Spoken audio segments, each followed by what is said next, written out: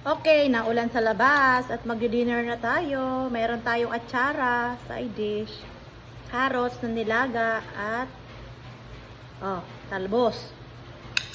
Meron din tayong sapin-sapin na bibingka, ewan ko kay Madam Sheila. At meron tayong chicken. Sige, ito din natin ang karne. Tapos meron din tayong tinapay na may palaman yan, salad. Tapos ang macaroni salad ni Kuya. Thank you, Lord, for the blessings. Bukas na talaga ako magda-diet. Yan. Sarap na sarap talaga sa atsara ko. First time ko kumain ng atsara. Sarapan ako, in fairness.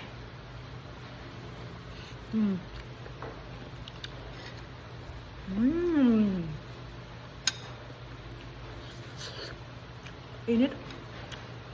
Sarap.